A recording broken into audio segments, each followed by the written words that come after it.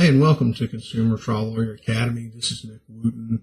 I appreciate you taking a few minutes to join me today. Following up on a topic we talked about previously was intakes and client intakes. We had a previous video where we talked in detail about kind of the process we go through when we bring a person in and interview them and make a decision about whether or not they'll become a client. We went through the mechanics of that process, but one of the things that we had a question about was, what do you look for when you're looking at a good consumer case, one that you think you will prepare for trial and go to trial with? So lawyers call it a lot of different things, but primarily what we're looking for is a compelling set of facts that tell a story of corporate wrongdoing, or as I call it, general corporate fuckery. But essentially we're looking for the somebody done somebody wrong scenario. For instance, we had a query about a case very recently where the underlying premise was essentially that the mortgage servicer refused to allow a successor in interest to sell a home where they had at least 3 different deals to sell the home, and they would have been able to sell the home, and they would have been able to realize some of the equity, and they would have been able to pay the debt to the mortgage servicer. But the mortgage servicer jumped in repeatedly, messed up at least 3 distinct sales that were under contract by contacting either the potential purchaser or the representative to create doubt in their minds about whether the sale could be consummated based on the servicer forcing the house into a foreclosure state, even when that was improper under the law. So in that instance, essentially, that case, assuming everything checks out, essentially that case becomes one where there's a very compelling story of a mortgage servicer who took very affirmative actions to stop a home from being sold by a child of a deceased parent, where they could have realized was some of the equity of that asset for their own benefit, which is what the law intended. And now they've lost essentially 7 figures in equity because the mortgage servicer decided to thwart those transactions and go forward with a foreclosure. And it's a very clear case of equity stripping. If I told you the name of the mortgage servicer involved and you've done any work in this field, you would know exactly what I mean. But for purposes of this video, I thought this was a good example of the kind of things we look for in a case that we want to file, we want to prosecute to the fullest of our abilities, and then we want to get people in the courtroom.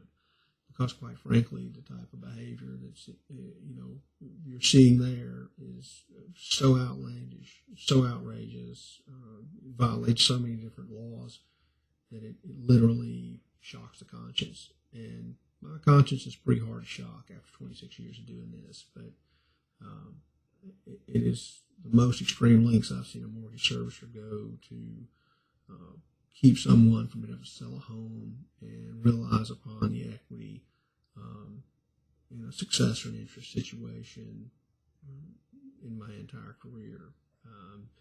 So if everything checks out, maybe in 18 to 24 months, you'll be hearing about another big verdict against another mortgage servicer that I handled.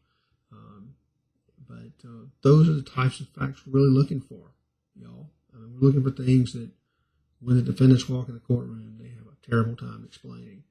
And if we do a great job with those things, then what happens is the case law that develops over time is one where when you're successful in the courtroom, the appellate courts have very one-sided facts, and it's very easy to affirm a jury verdict when the defendant's conduct is more or less inexcusable, unless you're apparently the CEO of a mortgage servicer. At that point, certainly they probably think they can justify it. But from our perspective, never under any circumstances should you ever be allowed to treat consumers the way that these folks were treated in the present scenario. And those are the stories that you want to be looking for. Those are the stories you want to tell to the jury for a number of reasons. One is, if you're going all the way to the mat, you want your case to be as bulletproof as possible. And two is you want your outcome to be as successful as possible. And you get that by having a great story to tell from the perspective of horrible corporate wrongdoing that is indefensible. And when you have that story to tell, the verdict tends to take care of itself. And so make sure you find the compelling stories, because there are plenty of them. They come to me every day, and if you're in this field, they'll come to you every day. But look for the strongest of the strong, and make those the cases that you focus on, because you'd be better to have fewer cases but great cases than to just take everything that comes through the door just to keep yourself busy with work. Anyway, again, thank you for taking a look at the videos here at Consumer Trial Lawyer Academy. We're going to continue to fill in content. We're going to continue to bring fresh perspective on things that matter in this field, and continue to give you insight as I litigate cases and as things come forward that are noteworthy, newsworthy, and interesting about the work in consumer law and the process of taking matters to trial. Thanks again for your time, and we look forward to spending more time with you soon in the future.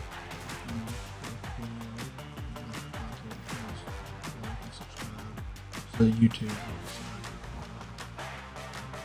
worthy of participation.